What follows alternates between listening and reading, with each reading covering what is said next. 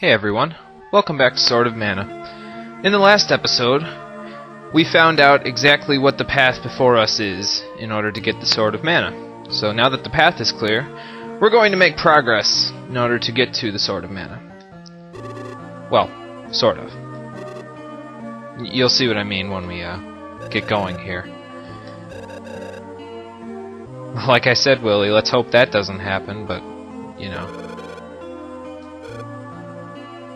Good. Everybody's got their partners, even though I'm not exactly happy with the arrangement, but whatever. I do have something to talk about, but everyone else in this house has more to talk about than I do, and it's more important to the game anyway. And isn't that the real reason why we're here, is to play this game? So I'm gonna let them speak and talk the good talk before I start ranting about random stuff in my life that no one out there really cares about. It's a venting tool, anyway. Well, yeah, so does Elena. I mean, that's part of her quest, is to find her real mother. I hope so, although, given consideration to most of the details we've received so far, I would think her real mother is dead, but what do I know?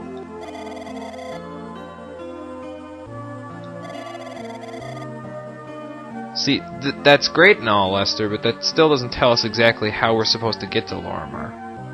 And trust me, I've checked all over town at all times of the day. Nobody tells you how to get to Lorimar. So, I guess we're gonna just have to pack our bags and go home.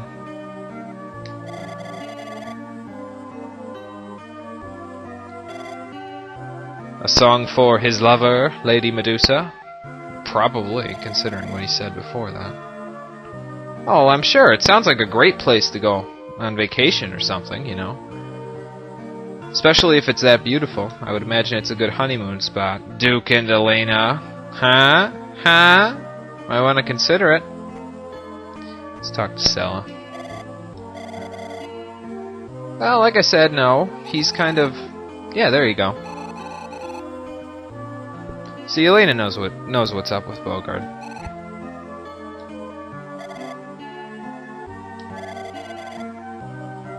Oh yeah, I mean, considering he's a mana swordsman himself, it's kind of, you know... But whatever. I guess Elena did... Then again, considering Bogard was Elena's father figure... she really doesn't know too much about Bogard's past. Well, yeah, we gathered that from last time with Duke, but... Well, like I said, he seems pretty close to Elena, but... Whatever. Yeah, he's a father figure, but he is still a distant father figure. He doesn't really talk too much, so, you know. Oh, Elena, don't start that now.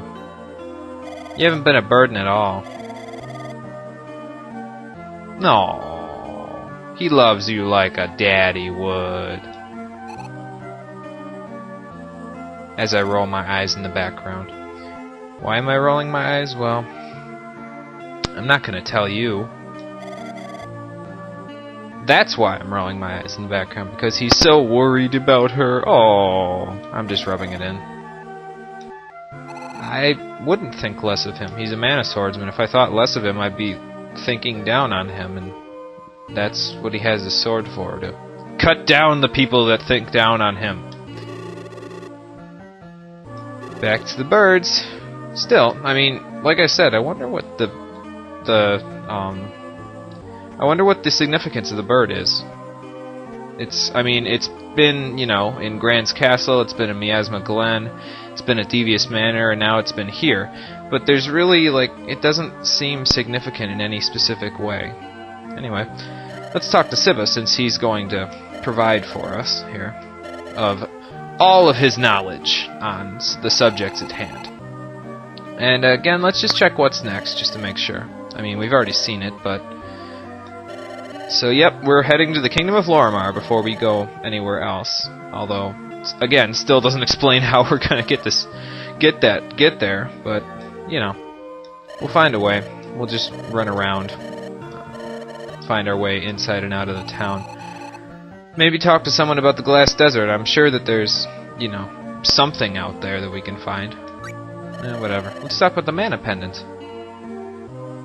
Yeah, this is all stuff that we know already, but, you know, good to refresh your memory on some of this stuff, because it'll be important, I'm sure. Oh. Well, mother figure, but yeah. Yeah, we get the point. So that's why she was always so, overreactive about everything. Although she seemed pretty relaxed in the intro for Elena, but whatever. Mana Sanctuary. Yeah. That was in the intro as well. Oh, it's a forest? Well, I guess it would be, but, I mean, wouldn't it be called Mana Reserve then? I don't know the designations, but yeah. You would think that if it's the Mana Clan's job to guard Sanctuary, they would like live closer to it, but they don't live like anywhere near it, according to. Well, I know the map inside and out because I've played this game several times through, but you'd think they'd live closer to it, but they really don't. They live all over the place. I don't know. It seems like something with so much power would kind of, you know, be worth protecting very heavily, but whatever. Now we talk about trees. Epileptic trees? Possibly. Yeah. It's the one that she became when she was going to watch over the world. She, you know, made the spirits and everything at that point. Wow. That's one big tree. Of course, it's based on the world tree in Norse mythology, but yeah.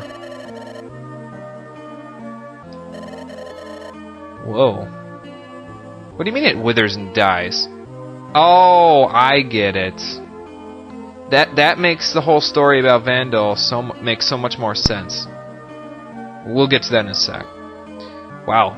Jesus, Cibba. You had to use so many big words? Pulchritudinous? It means physically beautiful, basically, which, well, yeah, it's the world tree. It's probably going to be a very beautiful tree. It's not going to be, like, you know, ugly, but that secretly makes me laugh for a certain reason that I'm not going to get at yet. Well, again, all of this stuff will come in time. I'll tell you guys everything you need to know in time. Let's talk about the Mana Clan, since there's half the room here is filled with Mana Clan members, pretty much. Close enough to have. I don't think Cibba's Mana Clan. I don't know. Whatever. They don't really protect it very well, do they? I mean, they don't even have a security team. But yeah, the Mana Clan isn't just composed of the humans that are part of the Mana Clan, because each Mana Clan member is also considered half spirit. So, Salamander and all of that,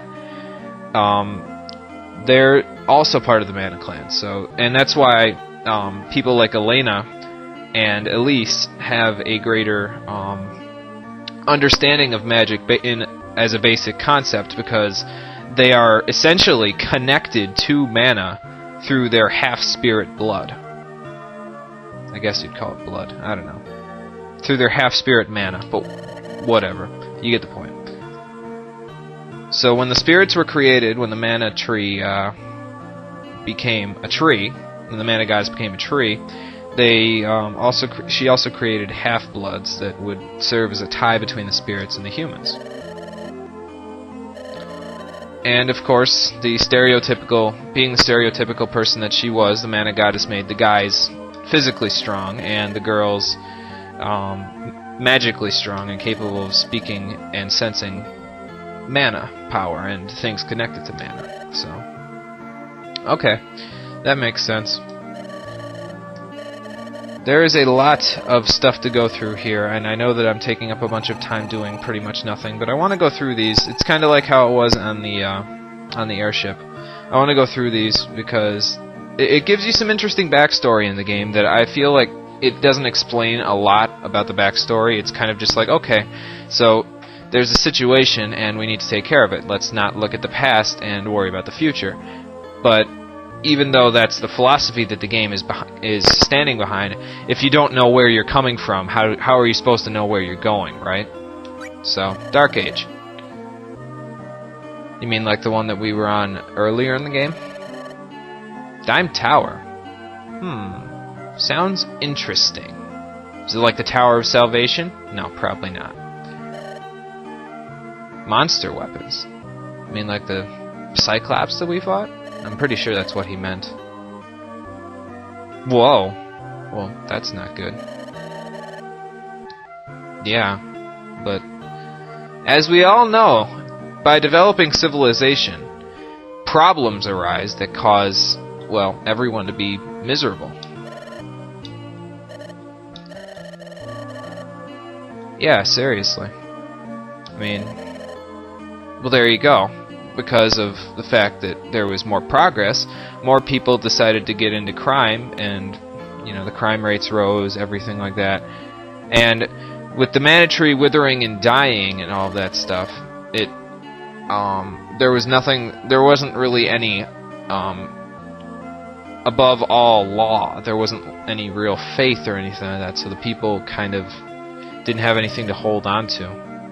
And before long, the world became not exactly literally dark, it became figuratively dark because, well, progress was all of that, but it also became physically dark, like literally dark, because of the fact that the mana tree wasn't there to envelop the sky.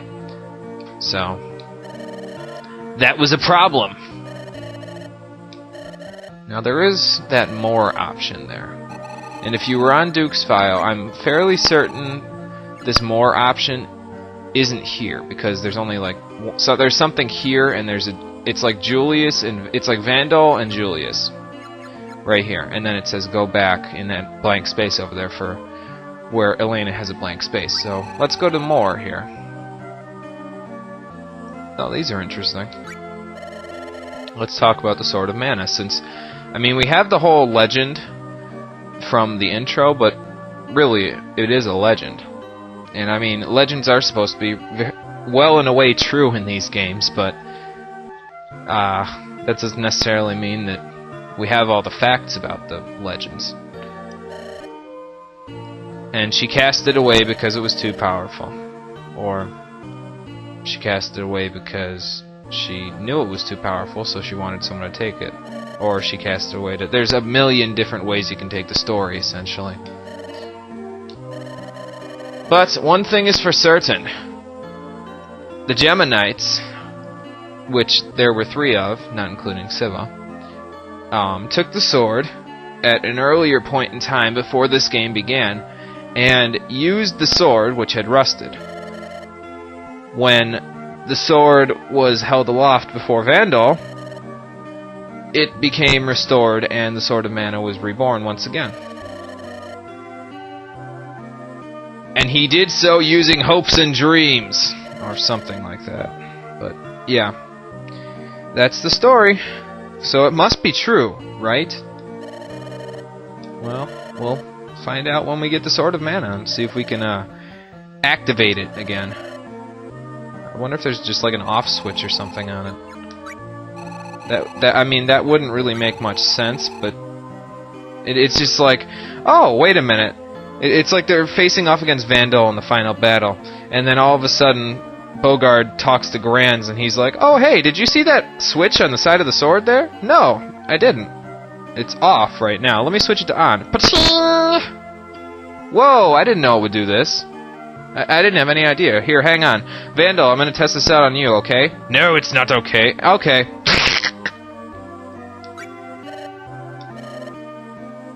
What do you mean you can't answer about Julius? I thought you were doing research on him. Well, I guess his research is not yet complete. Well, he'll tell us more about Julius eventually, I guess. Maybe we should come back and talk to him about it once we've received the Sword of Mana. Now, there is this option right here, which is only available for Elena, obviously. Real Mother! Go, go. Yes, Cibba? Well, duh! I mean, Elise wasn't her real mother. How the hell was she supposed to have been born if she didn't have a real mother? What does this have to do with finding her real mother? Explain that to me. Okay. You're not really helping, Cibba, because... Well, I know. I know the whole story, but I'm not telling you guys yet. I'm gonna keep you in suspense. Okay, let's head outside then and not take the music with us, and then we'll move on and find some way to get out of here, I guess.